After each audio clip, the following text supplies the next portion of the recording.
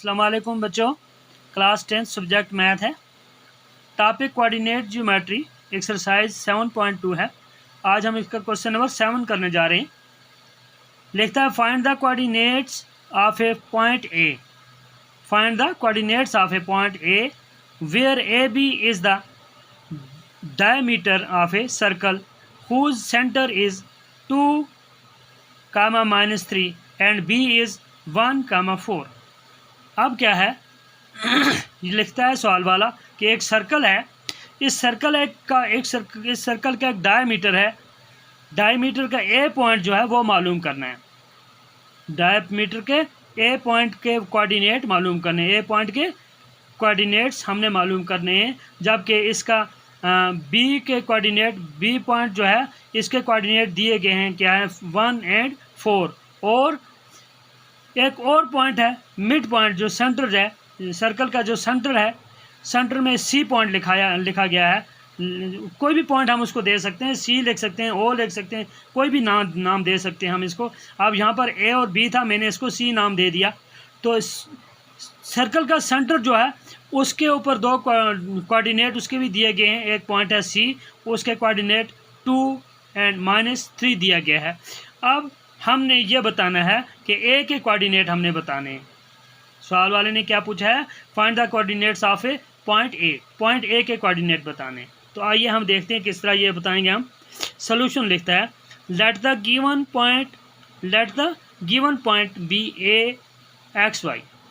फर्ज करते हैं कि ए जो गिवन पॉइंट दिया गया है उसके कोऑर्डिनेट एक्स एंड वाई हैं।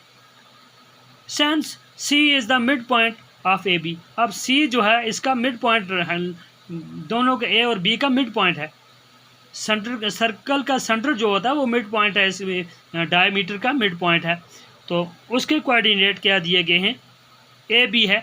अब ए बी के अंदर, अब ए बी जो है वो किसके बराबर है, ए सी प्लस सी बी जो है, ए सी प्लस सी बी दोनों के बराबर है कि ए बी आता है। इन दोनों को मिलाकर ए बी बनता है। तो अब हम क्या लिखेंगे, A C is equal to B C, यानी जितना ए सी तक है, ए से सी तक है, इतना बी से सी तक है। जितना ए से बी सी तक है इतना ही सी से बी तक है। तो इसका मतलब है ये दोनों बराबर है। इसकी रेशियो जो क्या आती है, जिसकी रेशियो क्या आती है 1:1, 1:1, 1/2, आधा आधा किया गया है। तो इस तरह हम इसको क्या लिखेंगे, 1:1 रेशियो का ये।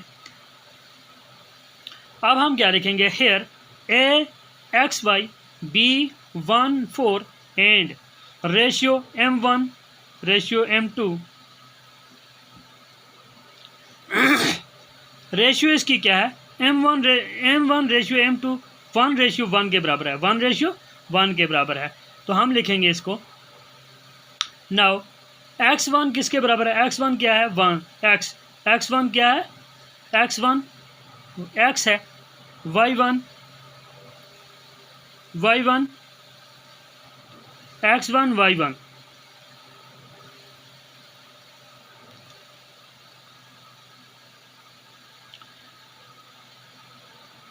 x1 कितना है y, y1 भी y है, y1 भी y है। अब x2 क्या है, x2 1 है, y2 4 है, x2 1 है, y2 4 है। अब m1 कितना है, m1 1 है और m2 भी 1 है। हम लिखेंगे आगे the coordinates of C are. अब सी के कोऑर्डिनेट हम क्या लिखेंगे, x1 + x2 बटा 2, x1 + x2 by 2 and y1 + y2 by 2। वो किसके बराबर होगा, x1 क्या है हमारे पास, x1 x है, y1 क्या है, x1 + x2, x1 1 है, y है, x और x2 कितना है 1 है। हम लिखेंगे x + 1 by 2। अब y की बारी, y1 क्या है, y है, और y2 कितना है 4, y + 4 by 2। ये भी हो गया। अब क्या लिखेंगे हम, but the coordinate of C are 2 -3। लेकिन इसके कोऑर्डिनेट जो हैं वो दिए गए हैं, क्या दिए गए हैं, 2 और -3 इसके कोऑर्डिनेट दिए गए हैं। तो हम क्या करेंगे, इसके बराबर लिखेंगे हम इसको। हम लिखेंगे x + 1/2 इज इक्वल टू 2। यानी एक्स प्लस 1/2 किसके बराबर है, 2 के बराबर है, ये 2 के बराबर है। एंड वाई प्लस 4/2 ये -3 के बराबर है, ये -3 के बराबर है। हम इसको लिखेंगे इज इक्वल टू -3। तो अब हम क्या करेंगे, यहाँ पर इसको क्रॉस मल्टीपल करेंगे, इन दोनों को क्रॉस मल्टीपल जो होगी तो ये 2 को 2 से मल्टीप्लाई किया जाएगा। x प्लस 1 जो है इसके नीचे कुछ भी नहीं है, ये 1 है, इसको इसी तरह इसके साथ मल्टीप्लाई किया जाएगा। हम लिखेंगे x plus 1 is equal to 2 into 2। आगे y plus 4 is equal to 2 into -3। अब क्या होगा, x plus 1 is equal to 2 into 2 कितना हो गया 4, y plus 4 is equal to 2 into -3 कितना हो गया -6। अब 1 जो है, इस 1 को हम 4 की तरफ लेकर जाएंगे, हम लिखेंगे x इज इक्वल टू 4, यहाँ पर प्लस का 1 है तो जब दूसरी तरफ आएगा तो ये माइनस का 1 हो जाएगा। हम लिखेंगे x प्लस 4 माइनस 1 एंड यहाँ पर क्या होगा, y प्लस 4 जो है, y हम लिखेंगे इसको y इज इक्वल टू 4 को जब मसावी के दूसरी तरफ लाएंगे तो यहाँ पर प्लस है तो इधर माइनस हो जाएगा, इसको लिखेंगे y is equal to -6 minus 4। अब क्या होगा, x इज इक्वल टू 3। अब हमारे पास x वैल्यू निकल कर के आती है, 4 में से 1 को माइनस किया तो 3 रह गया।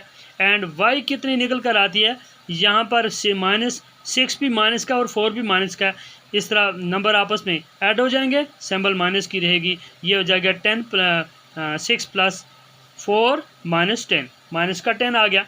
अब यहाँ पर x 3 आ गया एंड y -10 आ गया, तो हम लिखेंगे hence the coordinates of A, hence the coordinates of A are 3, -10। तो इस तरह ये क्वेश्चन भी हमारा कंप्लीट होता है। तो अगला क्वेश्चन लेकर कल हाजिर होंगे, तब तक के लिए खुदा हाफिज़।